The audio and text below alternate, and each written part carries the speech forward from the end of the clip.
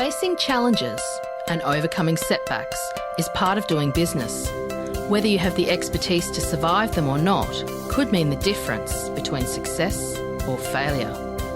Welcome to We Are Women, featuring revealing conversations that provide invaluable insights into the success secrets of female masterminds. A must listen for every entrepreneurial woman. Now here's your host, Janine Vosper.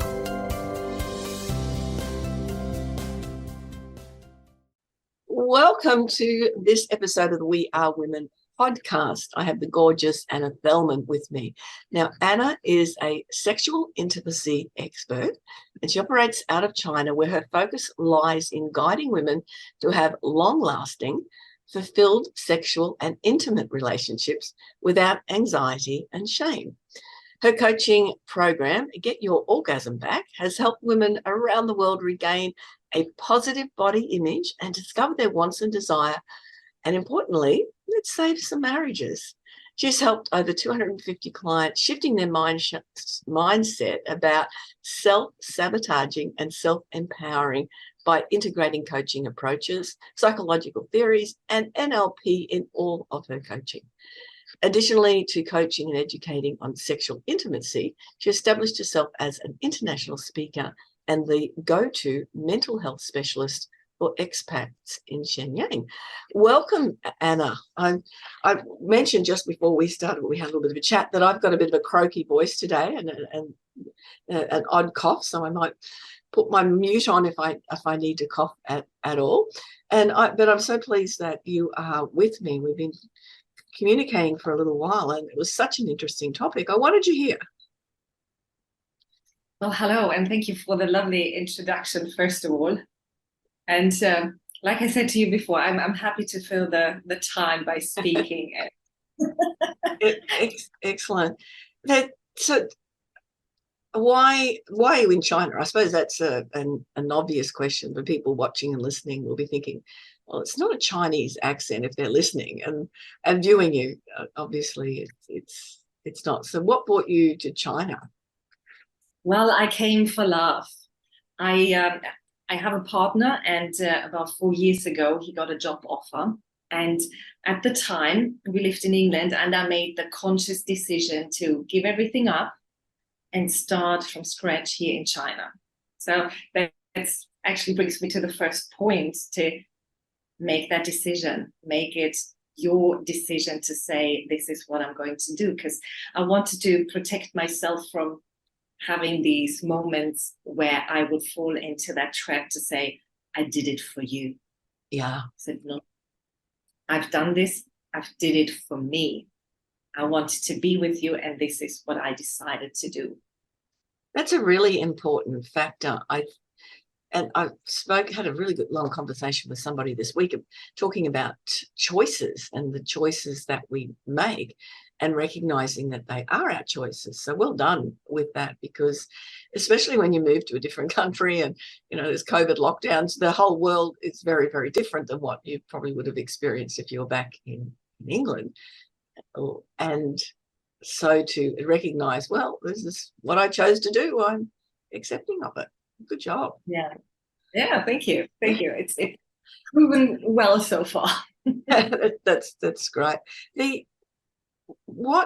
Now, obviously, though, this isn't a topic that you just go, oh, this is what I'm going to teach on. I want to know some background into you and what brought you into going, this is something, I think it's so important. I think it's a really vital topic, but it's not something that's talked about very often. And it's also why you and what got you into it? Well, I can say, why not me? So, well, there you go. I think there multiple things came together. On the one hand, I've always been very open to talk about sexuality, about sex, about intimacy, about feelings, about relationships. I've always had that since I can remember, since I had my first relationships and I had girlfriends and we were talking about it. So it's always been natural to talk about it. And I've always loved to explain why I did stuff in my relationship. Why did I communicate in that way or the other way, or just listening to people and make them aware how important it is to talk to, but also to be true to yourself. So I think that was a preposition, you could say, that was given to me. But back in England, I was working as a coach already. So I have my experience in how it is to be a coach. And coming to China, I couldn't get a visa to work in that field. So I started as an English teacher. But I've noticed I missed it so much. And I found a way to set up my own business here to finally pursue that path again, to coach, to help people, to make sure that they can be the best they could be. And I was doing it, I was helping people. And then one morning, it was this typical, you're in the shower, get out of the shower, and then this epiphany comes and says, all these tools, they work so amazing in every area of your client's life. Why wouldn't they work in the bedroom? And I'm like, let's see, get down to business. Because I always had this, or not always, I trained myself to have the need to have these amazing, vivid fantasies when I masturbate. And it became a chore. My body wasn't relaxed. My body wasn't like filled with endorphins. It was probably, but not on an obvious scale. It was more this tension of, oh my God, I need to keep that fantasy. I need to keep going. Nothing can come in between, and panicking. It wasn't enjoyable. So I thought, let's try this. So I used two of my tools that I thought they might help, and they helped. I had an amazing orgasm, and I got out of it, and I thought, I need to tell the world about this. I need to let women and men know that whatever's going on in your intimate sexual life, I'm here and I know how to help you. So whatever your reason is for not having that fulfilled, intimate and sexual life with your relationship with yourself, the reason might be that it's just in your mind. And I know how to unblock that. So get unstuck. Yeah, very, very interesting. So that's come a long way. It is interesting as a coach that, and I think a lot of people in business do this anyway, but the shower is a great place to get these epiphanies, as you said. I know multiple times you've gone, oh, that's what I'm. So yes, so if you're looking for new ideas, take a shower, let everything just not think about things, and ideas will come to you. Another recommendation. Your program there, Get Your Orgasm Back, that includes those steps that you were using for coaching. Well, these are tools, so I use those different, depending on the client, depending on what the current situation is. But there are certain things that I'm going through, and the main point is your mindset, because that's where it starts. And your mind is just your thoughts. They create or break your reality. Let's put it that way. They either give you a happy relationship with yourself mainly, or they give you a horrible experience with yourself. And that's where we start. We start with the mindset too. That inner voice, that self-sabotaging voice that so many of us have, that keeps you away from having this intimate relationship, that keeps you away from showing off your body, that keeps you away from going into a relationship open-minded, because you've been hurt or whatever the reason is, but your mind is just constantly going. And I teach my clients how to quieten that voice and what to use instead, how to talk to yourself. NLP is a brilliant tool to get deeper into your subconscious. And I use NLP as well, but just for those listening that don't understand what NLP is, can you explain? Well, NLP goes into so your thoughts are your consciousness, and NLP goes into your subconsciousness. I mainly use visualizations, because I find they are brilliant for the work that I do. Because usually most of the people, they love to imagine things.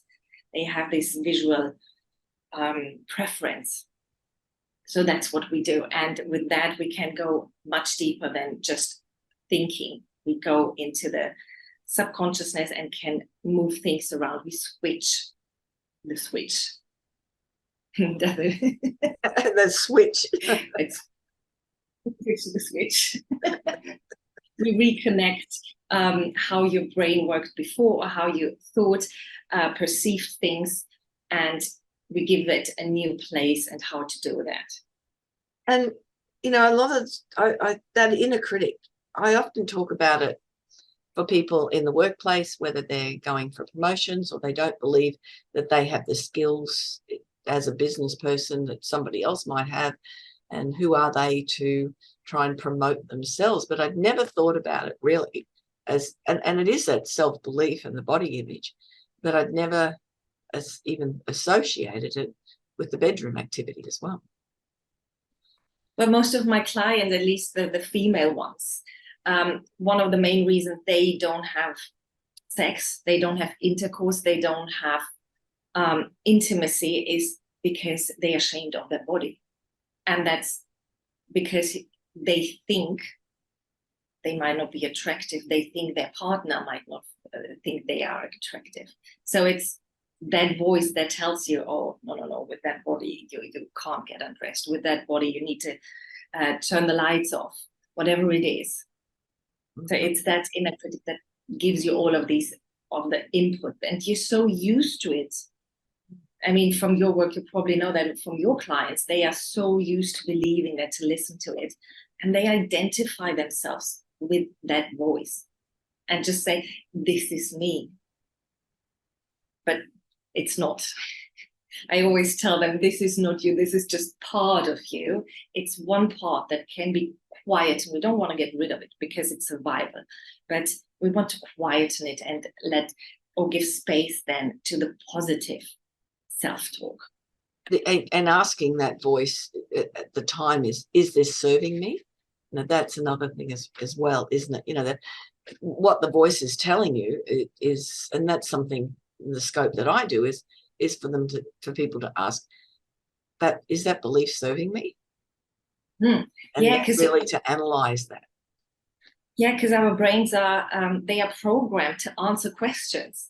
So whatever and that's why so many ask, why me? Why isn't this happening? Why? And your brain just crams in your subconscious anywhere to find the reasons, find the answer. So with that, is this serving me? It's just like, I can't find proof that this is good for you. No. Yeah, interesting. I remember I did a speech quite a few years ago about positivity and negativity, and we have between 30 to 80,000 thoughts a day, and the part of that was 80% of them are negative. And I thought, well, I haven't got that high percentage, so someone's got mine as well. So they haven't got just their 80%; they've got other people. So that's it very crowded and limiting in there, then, isn't it? Yeah, and I think most of the time you're not aware what is a negative thought. That's the thing. It's usually how you word things, how you would speak to others, how the words that you use when you speak. That's quite an obvious indicator of how do you talk to yourself in your mind. And many people say a lot of I can't, I must, I should, I need. Yeah, exactly. I often talk about people shoulding all over themselves. It's because it changes. If you're talking about, well, I should feel like I want to be intimate with my partner. I should feel that I can get undressed. So then that adds that shame that you were talking about, doesn't it? And it's heavy, isn't it? Yeah, it's the pressure that you put on yourself. That's like, I should, but I don't. Oh my God! And then, yeah.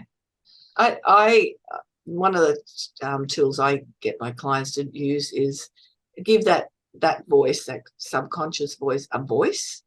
And my usual suggestion is something like Donald Duck or something that is quite comical, because really, how can you listen to a voice that's really comical? And it's quite powerful when you change that up. Yeah. What I do is I visualize it, and then they find out the name. So they have this, not just now a voice, but that's like we personalize, or we, how do you say that in English? We make a person out of that voice. So Mhm. it becomes its own entity, and it's like, this is not me. This is just. Yes, I heard someone do a presentation recently, and that's what they suggested that they do also, is to give that critical voice a personality. And they chose somebody that they hadn't liked at school, and they used that person's name because they thought, I'm not going to listen to that person anyway. So it was really interesting that that was their suggestion, was exactly what you said. Make it an identity, give it a name, and then thinking about, am I listening to this person? Well, no, not really. The thing is, I'm more on the positive flow, to give compassion to that voice. Okay. To say, thank you for looking out for me. I got this. I like that. Strong enough. I appreciate you looking after me, but I've got this. Yeah, so it's I like that. That's a nice slant on that. But I think the main thing, though, out of all of that, is to be aware that it is just a subconscious thought. It's not reality. Exactly. Yeah. It's just becoming aware of, here it is again. Here we go again. I'm doing it again. Okay, I've noticed it. And that's okay. The thing is, because I guess you know that at the beginning when you work with your clients, they beat themselves up because they don't notice the voice. They are not aware of it being there so many times. But it takes time. It just takes so much time to get used to that voice and to really figure out, this is now that voice again. This is the inner critic talking, and this is not me. Yes. Yeah, it does make a big difference too. It's like anything. You know, you see some people's behavior, you know, they aggressive on the road, or they do something that you think it's really disrespectful for the people. It's then stepping into the space, remembering that's the best they can do, because they don't know different behavior that is more acceptable to society. I suppose I'll put that out, but it's different behavior that has a more positive outcome, because they just don't know. It's not until they know that they have a choice to do things differently, then they can choose then to change the behavior. Yeah, I find that it's one of the things, you know, sometimes you see somebody do something and you go, oh, why would somebody do that? And to be able to step back and then recognize that they don't know they've got choices. They just run automatic. Yeah. So that shame around the body perception, is that something that, you know, starts from a certain age, or is it, you know, somebody's whispered in it to them at some stage that that's a problem? Or, you know, I imagine there's a whole lot of different things that come up.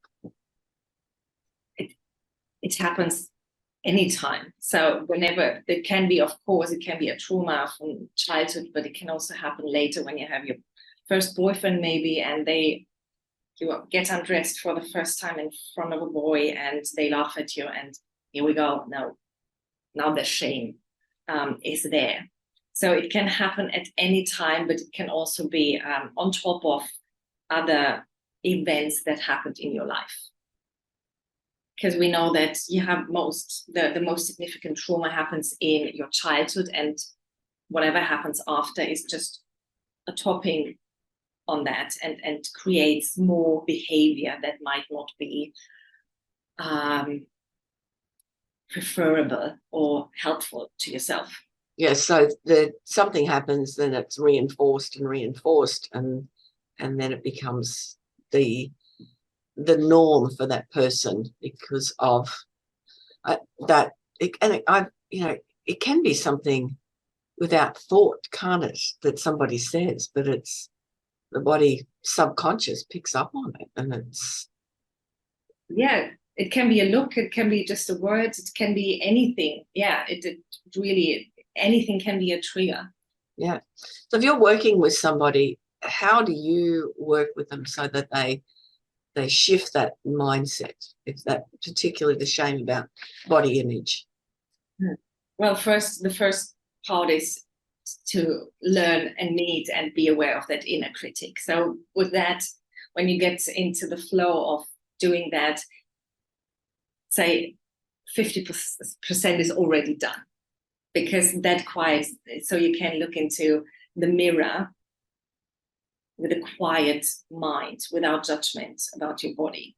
But on the other hand, I also love to move away from the body just as something you look at, but also come back to that amazing multifunctional machine that it actually is.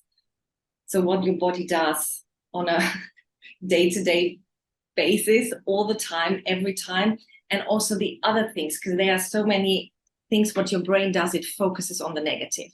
So when you look in the mirror, you focus on something that you don't like, but there's always something that you do like. Mm-hmm. Don't need to love it. That's not the point. It's just something that you look at and say, that's nice.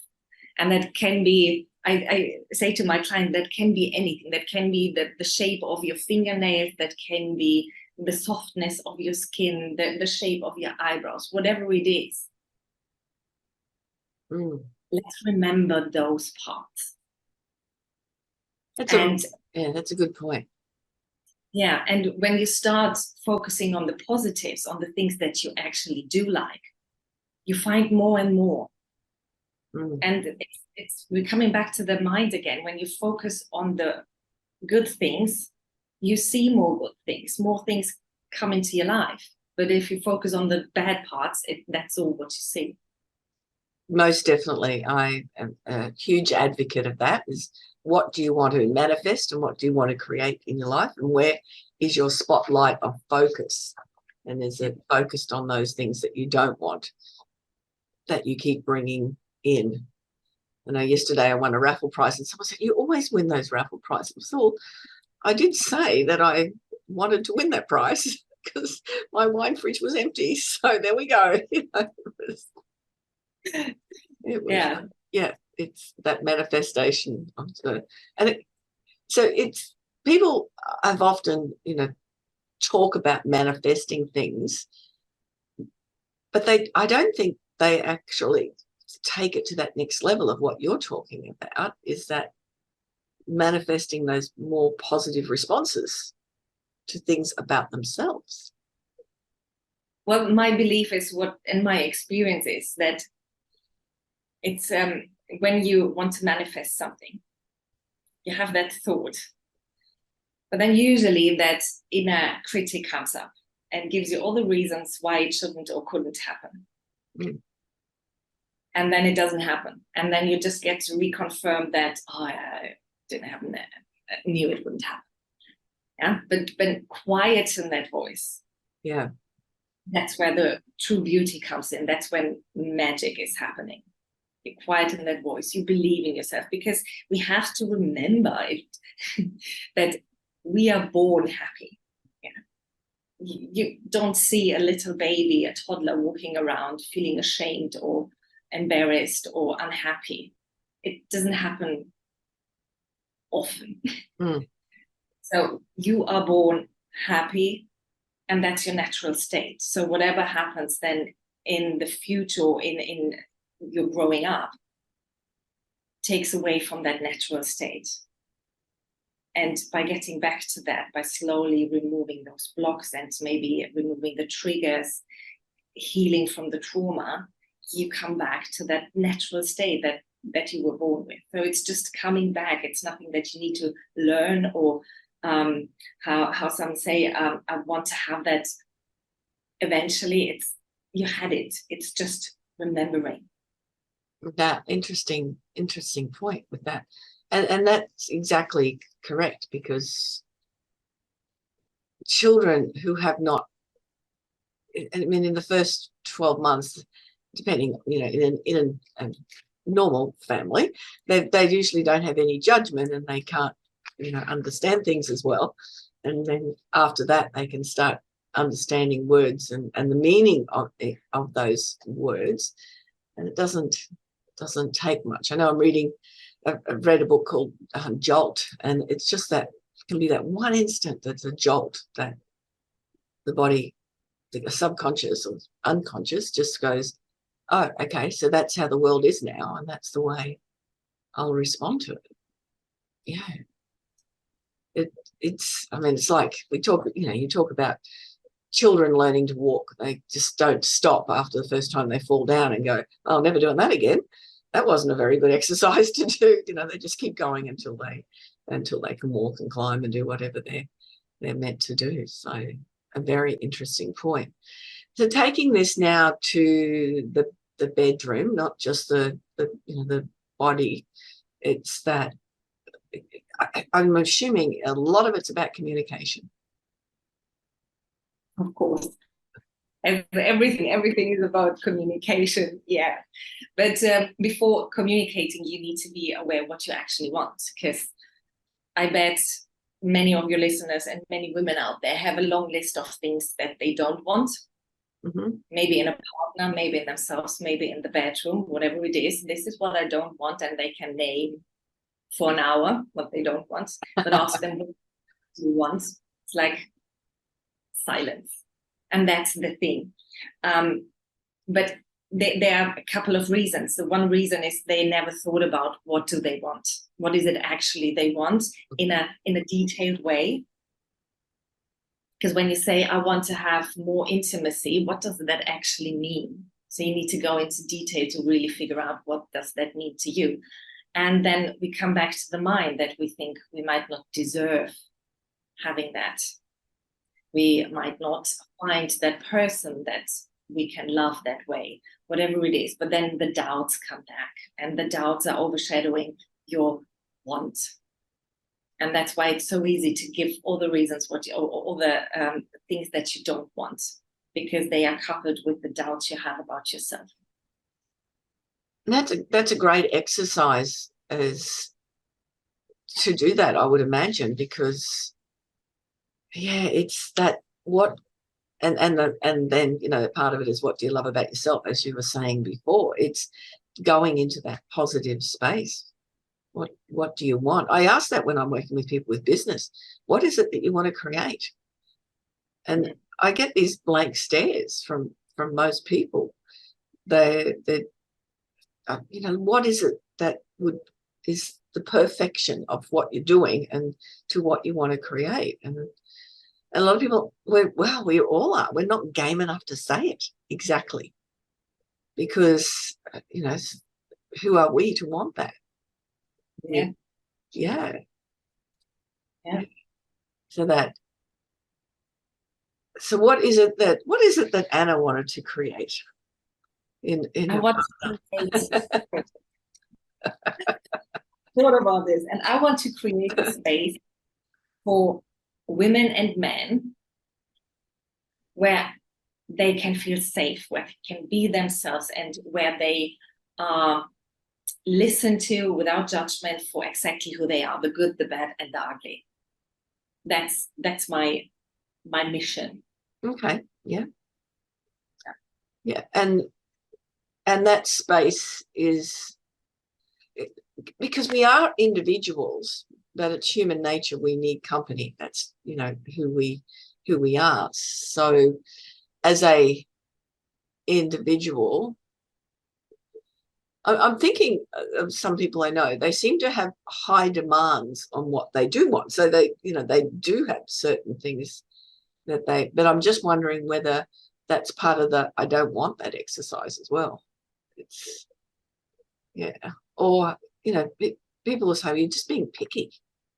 You're looking for a partner, but that's okay, isn't it?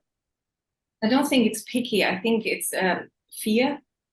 Yeah. And also maybe from society, like you have to have someone who has a certain status or whatever the society is in. I know it's growing up in Germany, it was all about your house, your car, your career.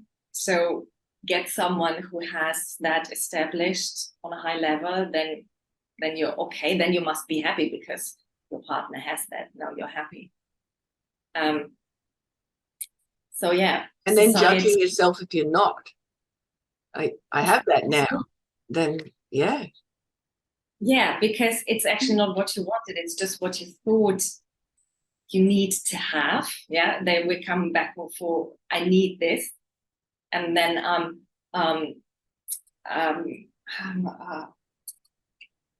the word has slipped my mind. What I want to say is when I have that, then society will accept me as an accomplished person. Because I remember when I was younger, and society told me I need to get a man, I need to have a house, I need to have children, I need to have that, otherwise I'm not a woman. Yes, and that's then there's judgment on self, and then there's the shame when it doesn't happen, and it's your life ends up different than what was society or parents or friends, family, everyone demanded as an expectation. Exactly. Yeah. And that just drives you into, when it comes to intimacy, when you are with a partner that you need to be with to feel accepted by society, chances that the intimacy is lacking are high, very high, because you might resent that person even. Yes. So then you've come back to what we were talking about. The choices you made put you in a situation that you are not happy in, and the inability to communicate that either with yourself or with someone else, with your partner, is what is failing then, isn't it? I don't know what it is in England, but I know in Australia it's about 50% of marriages fail. That's really high statistics. Yeah, but I think people loved each other prior, and there's a reason that they got married and created other lives usually as well. I think that's just the official number. I'm pretty sure that's behind closed doors, depending on how you want to look at a marriage. It might just be now partnerships or just friendships with someone you used to have sex with. I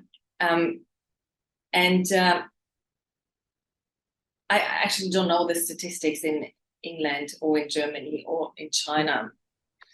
I have no idea how the divorce rate is. Yeah, but I think probably in Western countries it'd probably be pretty much the same, I would imagine, across the world. Yeah. Which means, again, there was people that loved each other, were intimate with each other, and then now it doesn't work out. It's not for the best for them, so that they separate, as opposed to, so as part of, with what you're doing, getting couples together as well, to be able to communicate more effectively, not as a therapist, but looking at, do you work with couples or prefer that you're working with one person? Because I imagine even when you're working with one person, that person needs to recognize all the things that we've talked about, but it's not much use going back to a relationship where the other person doesn't do that and understand that. Well, I work with couples as well, so yes, I do that, but I work mainly with them individually, and then we come together every couple of weeks. I find you are the change. So when it happens in your mind, then you already started the change, no matter what your partner is doing. That's my belief, and that's why I want to work with them individually, and then every now and again we come together and say, okay, where are we now, or where are you guys now as a couple? Do you find that each member of the couple has a different perception of that? Yeah. So when you say, how are you going now as a couple, then one might have a completely different perception of what's happening. on the other hand, because we go through the inner critic exercise, because we are aware of that, and because I teach them different communication styles and how to listen properly and what do you want, and all of that, of course, goes back into the relationship. And when they come together as a couple, it's not the first time, is it? So they live their lives together. So when they come together and it's the three of us, it's beautiful to see how from the beginning, when you started working with them to a couple of months in, how they now listen and have compassion for each other. And it's not the ego that is there and me, and I need to. It's like we, and I hear you. It's beautiful. I was going to say that's very rewarding as a coach to have those experiences. That's wonderful. Yeah. And as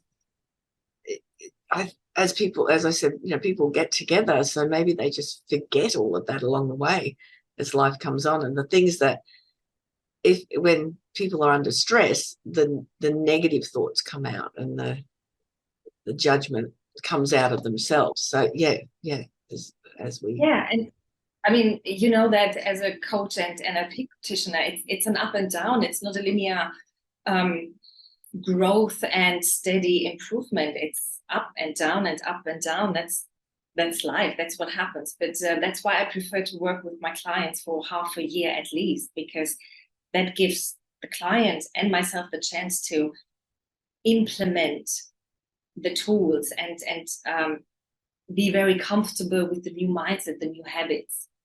And then the up and downs still come, but they are not that down anymore. So you don't go that deep into the hole. And then they've got the tools to be able to, remind each other and remind themselves what they need to be doing as well.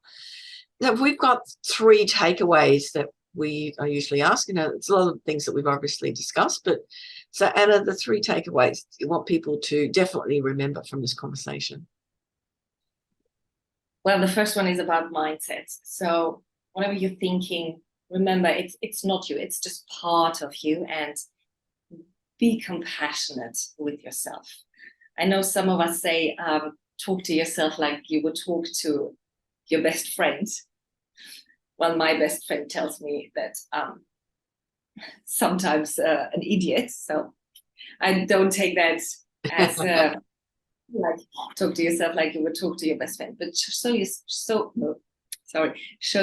compassion. Yeah. And the other one is about your body. Look at your body as this amazing multifunctional machine that is there for you every day, every hour, every second, and is doing such a great work. And there is so much beauty that you can see and also that you can't see, and that is your body. Remember that.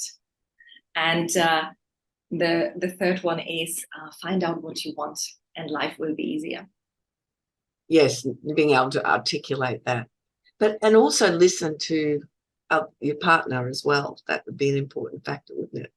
Not just what you want, but to listen as well. No, that's great. And I'm very much for that. I keep saying that if people got married and loved each other, there's people like you that can help them stay together if that's the best thing for them, and rather than quickly getting out because of life stresses, or again that results back to their own beliefs and choices. I think it's so important what you do. How can people work with you, Anna? Well, people can find me through my website, anna.com. They can email me, anna@annathellmann.com. They can also find me on LinkedIn under Anna Thellmann. And I will have all of those contact details in the show notes as well. And I want to thank you, and thank you for patience with my coughing. For those that are watching the video, we'll see I keep coughing, but I keep muting all of the time each time I've been coughing. But those that have been listening, you wouldn't have known any difference other than my voice is a bit croaky today. So thank you for your patience with that as well. And I've enjoyed that conversation. I think so much comes back to our thoughts and how we treat ourselves, and then from where how we treat ourselves is then projected on how we treat the world and all the people around us. Yeah, most definitely. Thank you very much, Anna. I really appreciate it. Well, thank you very much for having me. You're welcome. And that's another episode of the We Are Women podcast. I am Janine Vosper, your host. Remember, you can always book a strategy call, a conversation by going to JanineVosper.com. And we can, if I can help you, that's fantastic, because I love doing that, to be able to help people create the businesses of their dreams. And I'll tell you what, if I can't, there's a lot of people that I know who can do exactly that for you. So let's chat. So JanineVosper.com. And remember to, if you are watching this on YouTube, to subscribe to the channel so you don't miss a single episode, and subscribe to the podcast so you don't miss out on anything either. I look forward to you listening, watching, joining me next time. Bye-bye.